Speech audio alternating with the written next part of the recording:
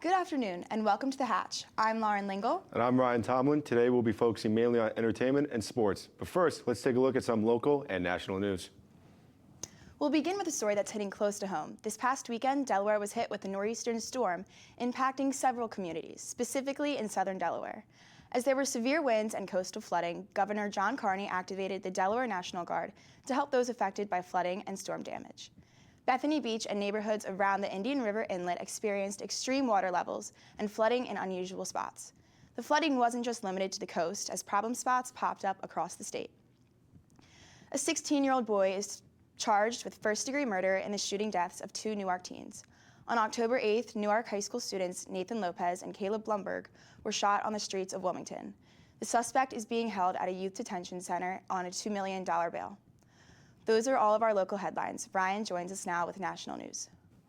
In a major development overseas, Israel and Hamas have agreed to the first phase of a peace deal aimed at ending years of conflict in Gaza. The agreement includes a temporary ceasefire, the release of Israel hostages, and the exchange of hundreds of Palestinian prisoners. Negotiations were mediated by the United States, Qatar, Egypt, and Turkey.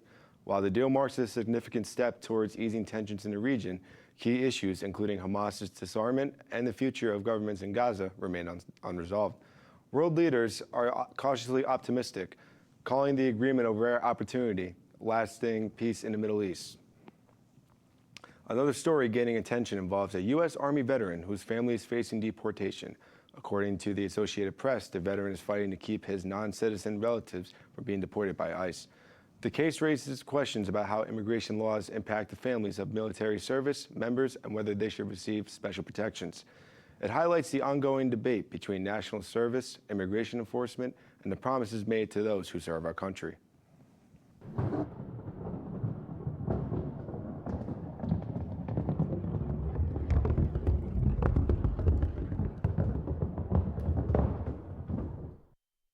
This week's episode of Dancing with the Stars was dedication night.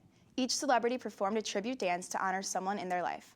It was an emotional night in the ballroom as the cast honored their parents, siblings, romantic partners, former co-stars, and children. Last week, Hilaria Baldwin was eliminated at the end of Disney Night. However, there was no elimination at the end of Dedication Night. The remaining 10 couples will take the stage and move on to the 6th week of the competition, Wicked Night, next Tuesday. Speaking of Wicked, Wicked for Good arrives in theaters November 21st, continuing the story that began with last year's hit film adaptation of the Broadway classic. Once again, starring Cynthia Erivo and Ariana Grande, the second chapter will be the finale of the two women's journey through Oz. The Conjuring Last Rites made its best opening for the franchise and second biggest global opening weekend horror film of all time. The Conjuring franchise has now grossed $2.5 billion worldwide, making it the top grossing horror series. Students at the University of Delaware recently got to see Janae from Love Island USA, but bringing her to campus wasn't just luck. It's part of a larger effort to connect students with pop culture figures they actually care about. The Crew, University of Delaware's planning board, works inside Perkins Student Center to bring big names to campus. Our process of how we get celebrities onto campus is that we use a middle agent, and basically we ask them what we're looking for, and they send back names of people that fit within our budget, and then that's how we get a list, and then we kind of choose from there. Who knows what big names could show up next? October was a great start for all of the Swifties. On October 3rd, Taylor Swift released her 12th studio album, The Life of a Showgirl, featuring 12 tracks. This album is different from her other albums as it's inspired by her recent tour and her romantic relationship with Travis Kelce. Within its first week, The Life of a Showgirl reached the #1 album on the Billboard 200 albums chart in record-breaking time and has also sold 4 million equivalent album units. After 1 week of the release, Swift announced a new docuseries premiering on Disney Plus on December 12th. This 6-part series will offer a behind-the-scenes look at the record-breaking Eras Tour. Taking the Levi's Stadium stage this February, Bad Bunny will be at the halftime headliner for the 2026 Super Bowl. After the official announcement, Bad Bunny's music streams have increased, jumping from 173 million streams a day to 218 million. Reality TV is more popular than ever, with shows like Love Island, The Kardashians, and Love is Blind, pulling in tens of millions of views. I have the story.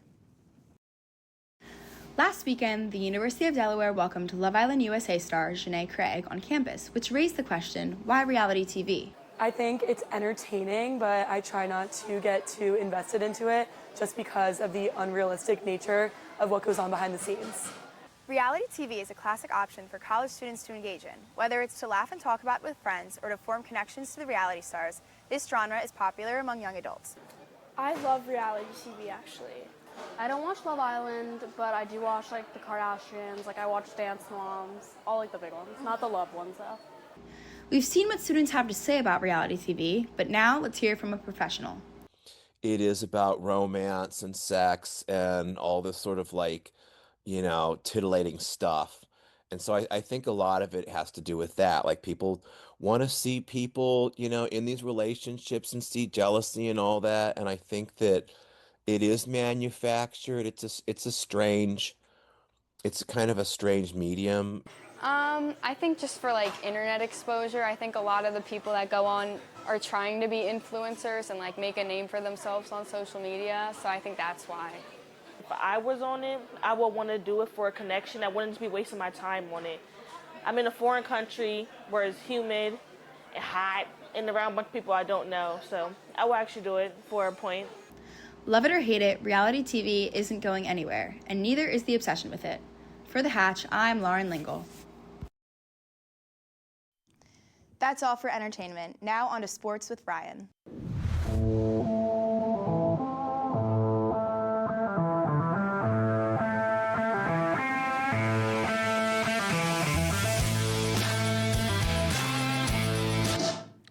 For football, the University of Delaware team suffered a crushing loss last night to the Jackson State Gamecocks by a score of 38-25.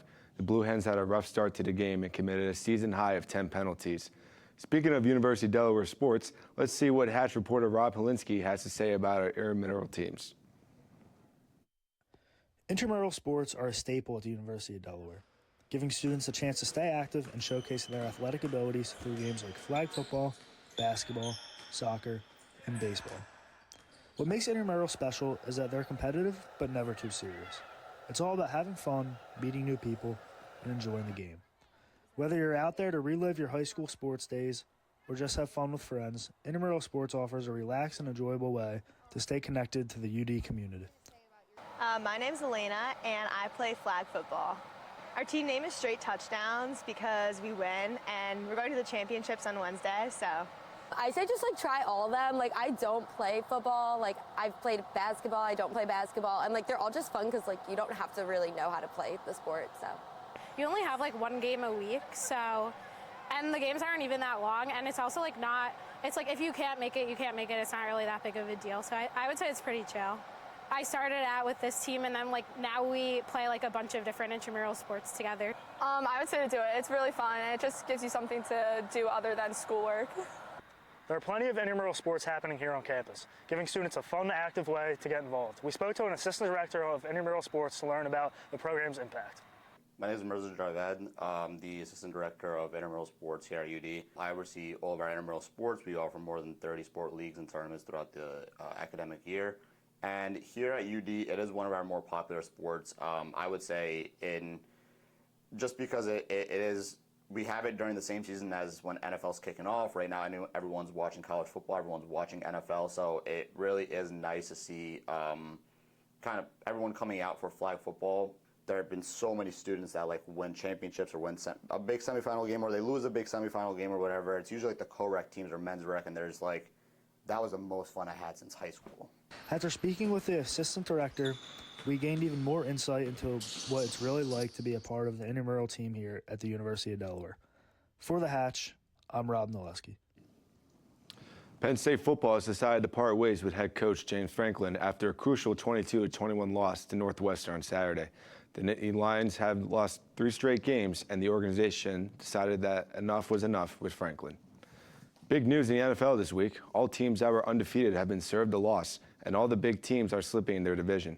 The Buffalo Bills and the Philadelphia Eagles have fallen to 2 straight losses. The New York Giants had a massive upset on Thursday night, beating the Philadelphia Eagles 34-17. I take back what I said. Jackson Dart and Cam Skattebo are here to win football games for the Big Apple. They will be playing Bo Nix and the Denver Broncos on Sunday. Patrick Mahomes and the Kansas City Chiefs look to stay sharp despite having a rough start to the season. Despite losing to Kansas City, Detroit has been setting offensive records by averaging 30 points a game. The championship series is here for the MLB. Reigning NL World Series champions, the Los Angeles Dodgers, look to upset the hungry Milwaukee Brewers. As for the American League, the Seattle Mariners seek their first World Series appearance in franchise history as they hold a 2-game lead over the Toronto Blue Jays.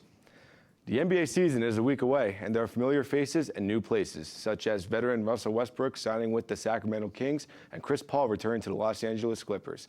Lakers star LeBron James is still out and is expected to miss the season until the middle of November. Knicks guard Malcolm Brogdon urgently retired despite the start of the season, stating, "I'd rather retire than play for the Knicks." That's all for sports. Lauren joins me now as we wrap up tonight's show. Thank you for watching The Hatch. I've been your local news and entertainment anchor, Lauren Lingle. And I've been your national news and sports anchor, Ryan Tomlin, and we hope to see you again.